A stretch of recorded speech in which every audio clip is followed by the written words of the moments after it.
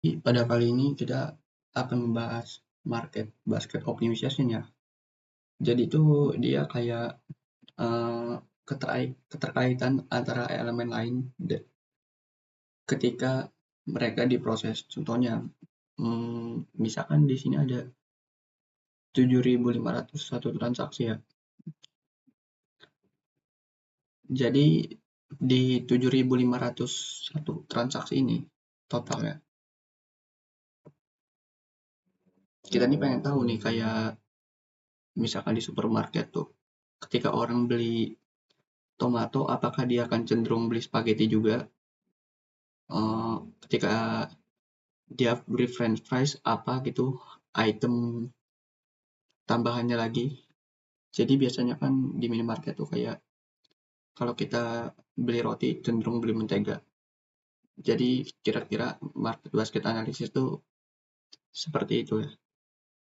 Oke, langsung aja kita coba.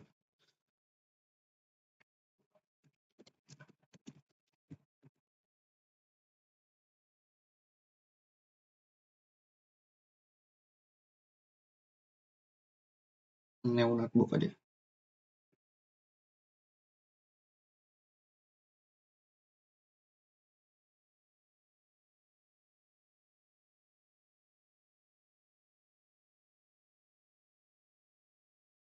Oke, kita import dulu dataset kita.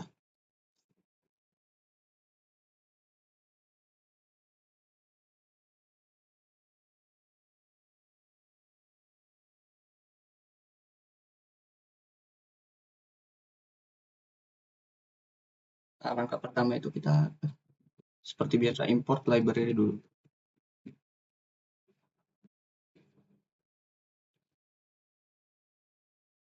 16. Pandas untuk file.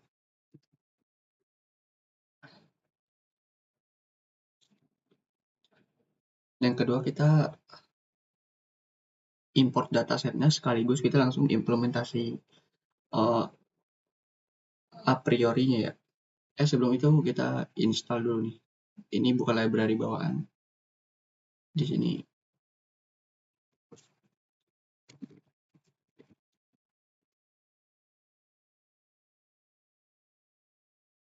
caranya. Nah, ini untuk library a priori nanti ya, untuk prioritas gitu ya. Keterkaitan antara satu set elemen dengan elemen yang lainnya. Oke, jalankan. Nah, ini jalankan juga.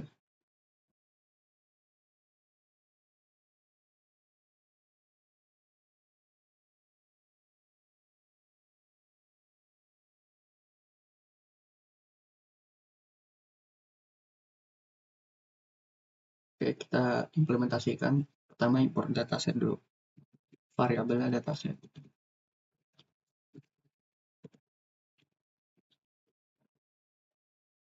Ini nama file kita ya.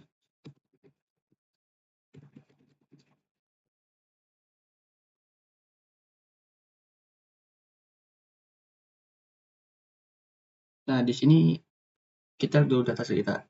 Dataset kita ini terlalu banyak ya. Tapi bukan itu poinnya. Poinnya itu di sini. Kita lihat nih, di dalam matriks kolom ini nih ada yang kita abaikan aja. Bagian header kita gak akan include kan ya, karena sudah banyak. Jadi kita langsung ke intinya aja. Berarti langsung ke isinya shrimp, almonds, avocado, transaksinya lah, lebih tepatnya. Berarti di sini kita gak pakai header nih.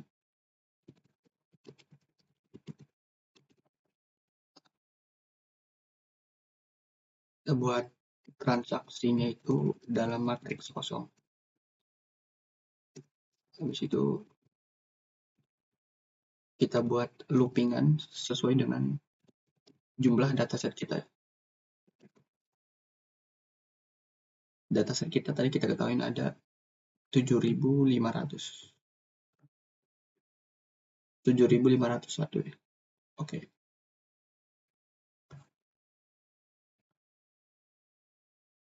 0 sampai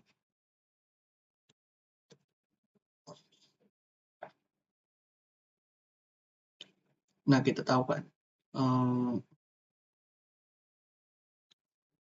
sebenarnya ini dimulainya dari 0. 0 itu indeks dalam Python itu kan 0 kan udah ke 1. 7500 ini batas atas 7501.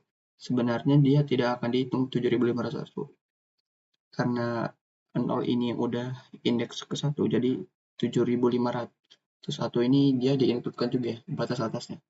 Ibaratnya itu 7500 itu dia sudah mengincludekan 7501 karena dimulainya indeksnya dari 0.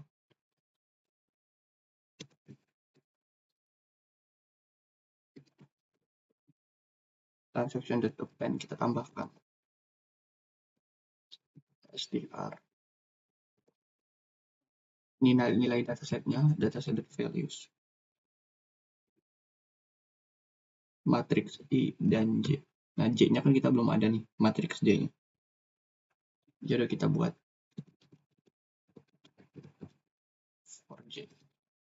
Nah, tadi itu 7501 itu total dari kolomnya ya, kolom yang menjarak ke bawah kan. Ini di bawah terus, ke bawah terus sampai 7501. Dan untuk barisnya kan ke samping sini. Barisnya itu ada 20. Berarti matriks C itu range-nya 0 sampai 20.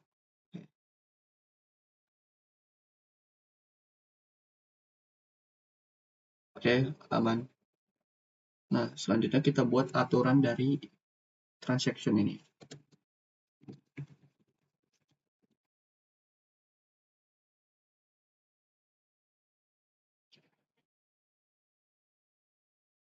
Oke, kita kan tadi udah install nih kan library a priori kita.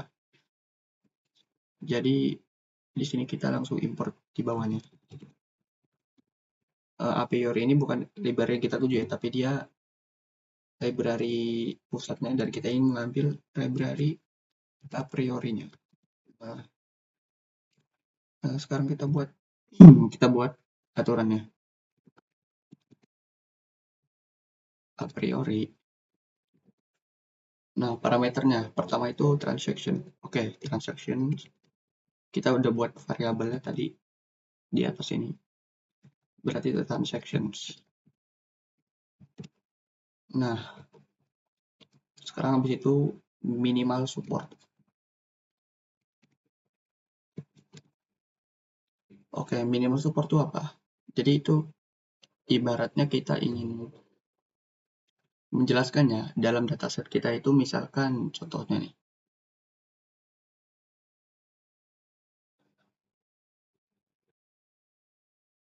Oke, misalkan contohnya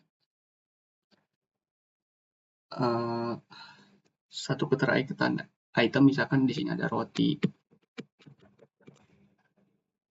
Habis itu ketika orang beli roti, maka orang akan cenderung membeli menteganya misalkan. Nah, dataset kita kan berjumlah 7501 ya, tadi kita udah ketahui. 7000 lebih tepatnya 7500 karena 7501 itu batas atasnya tidak dipakai. Jadi karena kita udah tahu dataset kita ada 7500, min support itu menghitung kayak kombinasi antara roti dan mentega ini. Dia itu harus ada minimalnya setidaknya dalam 7500 transaksi itu kita aturnya misalkan 3 lah, biar aturan kita main ya. Jadi misalkan transaksi 1 ada roti dan mentega, terus entah ke transaksi 200 ada roti dan mentega lagi.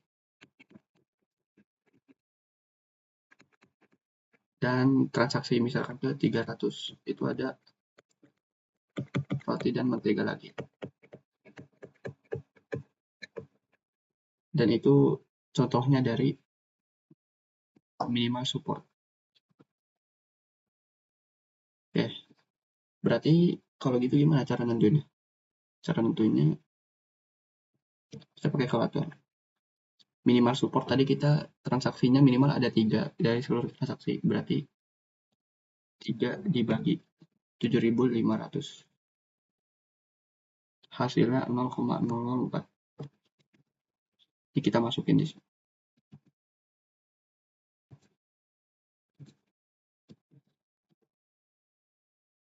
Nah, komanya di sini nih kita harus pakai titik ya. Oke, sekarang setelah itu parameternya min confidence.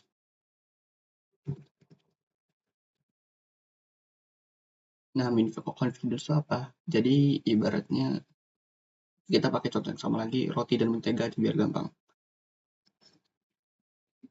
Kita ingin ngitung probabilitas jika seseorang membeli barang A, maka orang itu akan membeli barang B juga. Misalkan contoh, jika orang membeli roti, maka probabilitas dia akan membeli mentega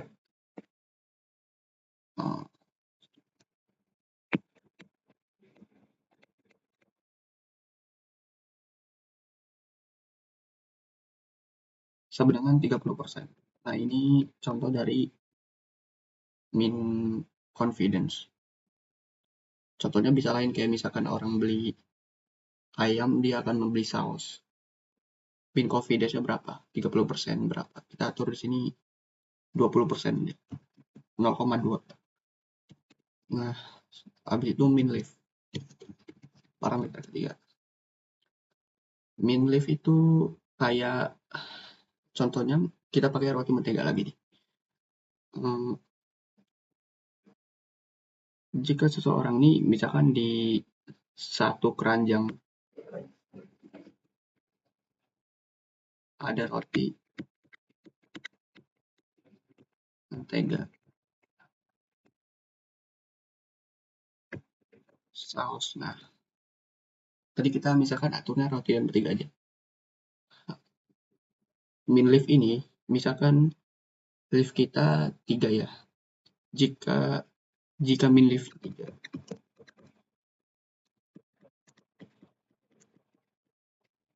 jadi ibaratnya itu kita pakai contohnya orang yang membeli roti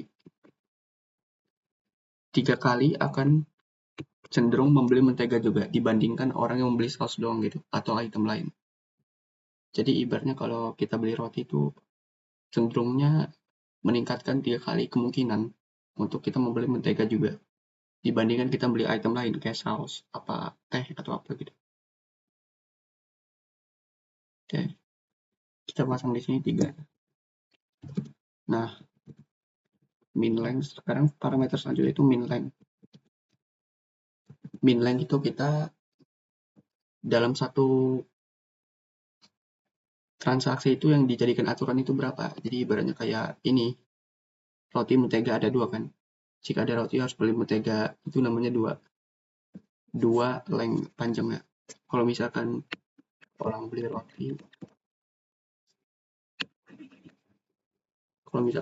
roti, kemungkinan beli saus dan beli mentega dan saus, itu min length-nya sebanyak 3.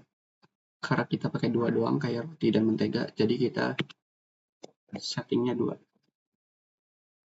Dan max length-nya itu juga 2 juga. Oke. Di sini udah kita jalanin aja. Nah, kita tampilkan ya. Show result. Variabelnya kita namain result.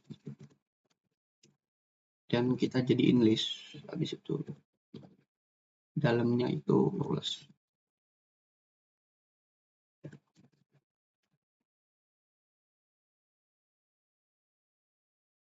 Nah, ini sudah muncul ya.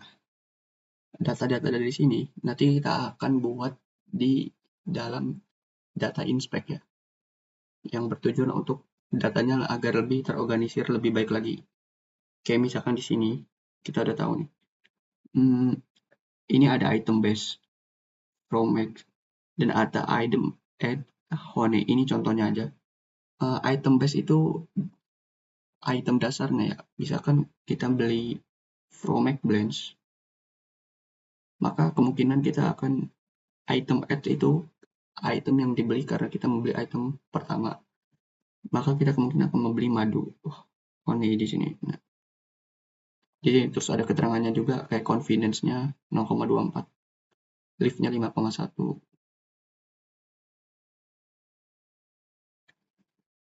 Oke. Sekarang langsung aja kita datanya lebih terorganisir.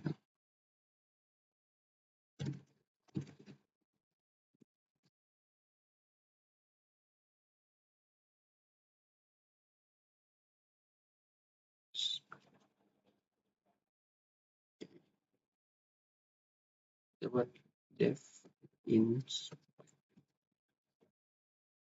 Tadi kan nama data ini tunjuknya result ya. Yang data ini results. Nah,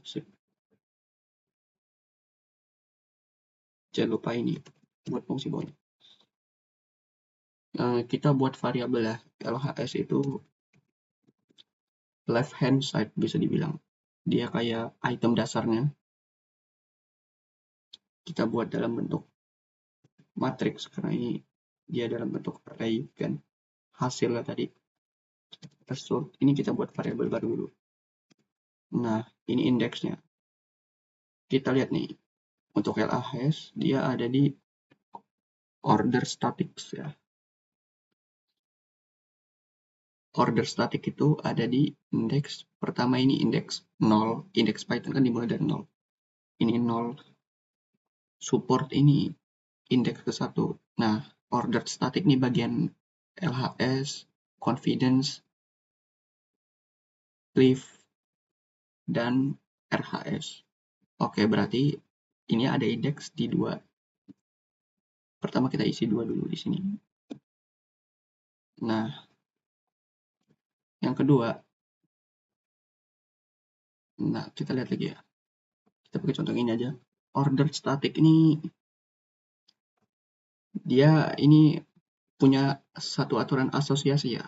Jadi kayak misalkan order static itu mempunyai variabel kayak item base, item add, confidence, lift. Jadi satu aturan asosiasi itu dia nilainya 0 ya, karena dia 0 itu ibaratnya satu asosiasi penuh. Oke, di sini kita masukin aja 0. Nah, baru kita ini indeks si left hand side-nya. Sebenarnya ini sama aja, bisa pakai yang ini, bisa pakai yang ini, relation order static yang ini sama aja urutannya, sama persis. Nah, left hand side-nya ada di indeks berapa? Di indeks order static ya. Kita akan masuknya di order static. Ini ada di indeks ke item base. Nah, 0 ya. Indeks pertama dia dari order static masuk. Nah, indeks pertama 0. Item add ini berarti right hand side-nya 1, confidence ini indeksnya kedua, dan lift ini indeks ketiga dalam order static. Oke, berarti ini masukin indeks ke 0 ya, karena urutannya pertama dia.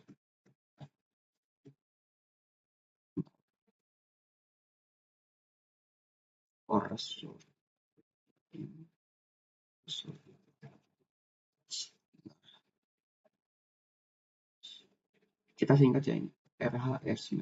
RHS itu right hand side, item yang ditambahkan ketika kita beli item ini. Ketika kita beli roti, rotinya itu berarti LHS. Nah, kemungkinan akan beli mentega juga. Nah, menteganya itu kita namain RHS, right hand side, item tambahan ketika membeli item ini. Oke, ini sama aja. Kita ini copy, tinggal ganti indeks belakangnya aja. Nah, ini indeks belakangnya item add-nya berarti. Item add itu dia di 0, 1 ya, item add. Ini batasannya komanya ini. Berarti ada di indeks ke 1. Oke, sip.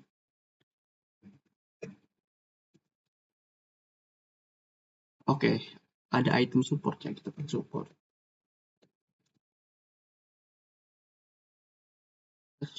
Nah, untuk support ini berbeda ya. Dia gak ada di index order static. Tapi dia ada di bagiannya sendiri. Setelah item frozen setnya kan ini index 0.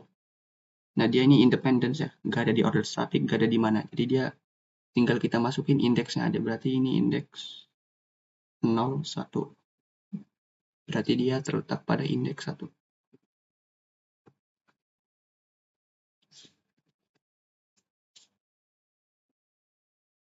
Sini first sort, intersort.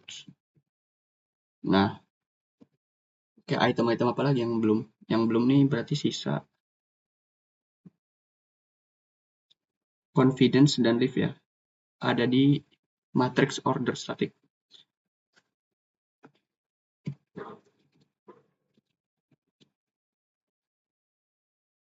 Ini kan karena ada di order static berarti kita sama pakai matrix ini tinggal indeks belakangnya aja.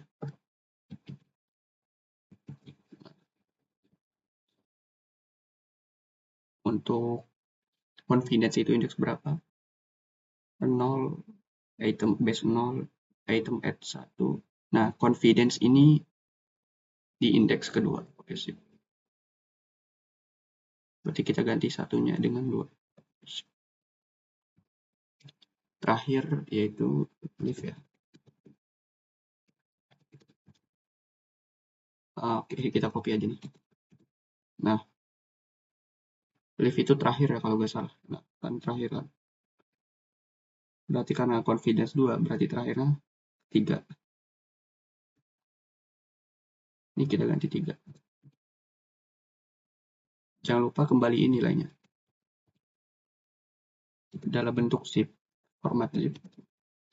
LHS. RHS. Support.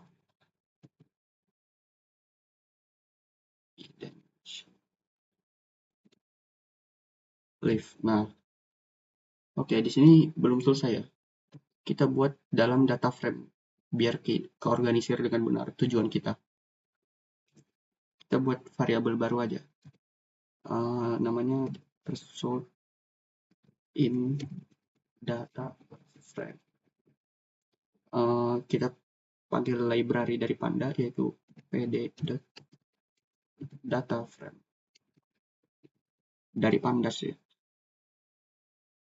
Nah, menggunakan apa? Menggunakan inspect. Fungsi kita tadi, fungsi parameter inspect-nya itu result. Oke, udah gini. Nah, kita buat kolom-kolom dari data frame-nya itu ya, berurutan dari kiri ke kanan. Jadi columns. Nah, LHS kita buat nama aslinya.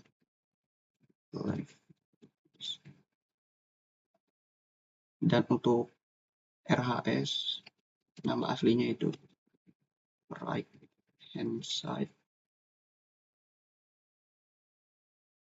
Support ya support, confidence, dan lift.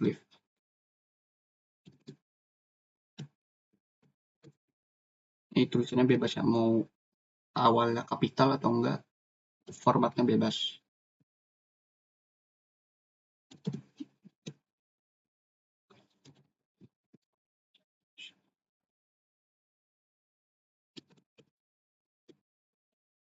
Oke, kita jalanin apakah ada yang error apa.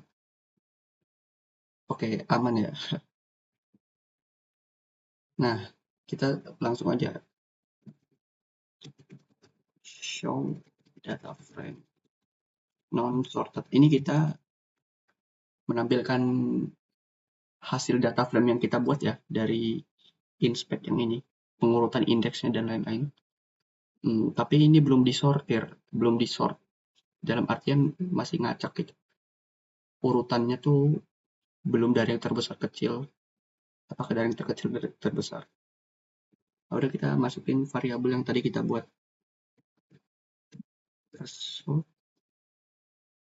in data frame, nama variabel kita tadi ya. Nah, yang udah kita buat jadi data frame. Nah, ini sudah kelihatan ya. Tapi ini belum tertata dengan rapi.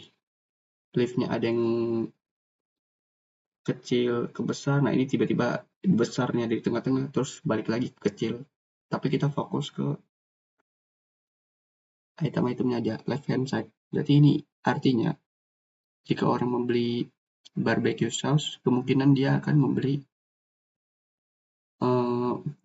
turkey sauce juga. Apa ini? Ketika orang membeli burger sauce, orang akan membeli ayam. Supportnya berapa? 0,0016. Confidence-nya kemungkinannya 27%. Lift-nya itu 4 kali ya. Ketika orang membeli burger, dia akan 4 kali membeli ayam juga kemungkinannya. Nah, ini contoh-contoh lainnya juga nih. Kayak ketika orang membeli krim, maka kemungkinannya akan membeli spaghetti. Confidence-nya 0,005. Kemungkinannya 50%. Cukup besar ya. Dan lift-nya ketika orang membeli krim itu 3 kali lipat akan membeli spaghetti dibandingkan dengan item lainnya. Yang udah dijelaskan seperti sebelumnya. Ini ada item grafik juga. Bisa sebenarnya banyak menampilkan distribusi datanya. Sekarang kita buat lebih terorganisir lagi nih. Biar kita pakai kolom lift aja untuk lebih terorganisir lagi ya. Jadi urutan liftnya dari yang terbesar hingga terkecil. Oke. Kita buat di sini.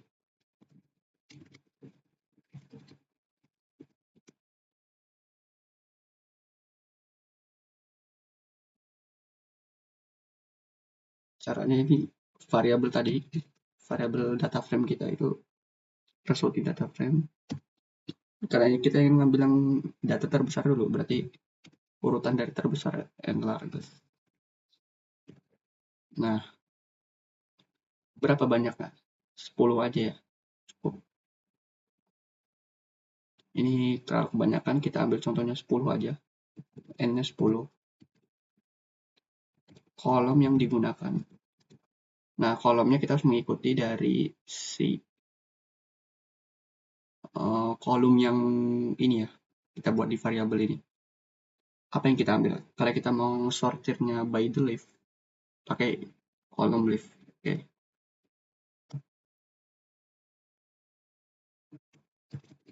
Nah, oke. Nah, kalau gini udah lebih teratur lagi kan. Bahkan ada yang sampai leaf-nya 12. 12 kali. Ketika kita membeli hand protein bar, maka kemungkinannya akan membeli protein bar juga. 12 kali kemungkinannya. 23% dan supportnya itu di transaksinya 0,0012. Nah, ini biar lebih teratur aja ya. Kita bisa mungkin sort by confidence terbesar mungkin. Coba confidence ya. Ini gue juga baru nyoba nih. Oke kan, kita bisa nge-sort tuh. Jadi urutannya dari confidence terbesar. Tadi itu krim dan spaghetti. Ketika orang membeli krim, maka dia membeli spaghetti juga sebesar 57%. Dan ketika orang membeli krim, maka kemungkinannya 3 kali lipat akan membeli spaghetti juga. Oke sih, ini data-data kita udah rapi ya. Udah gak ada yang perlu dirapin lagi. Jadi cukup. Oke, terima kasih.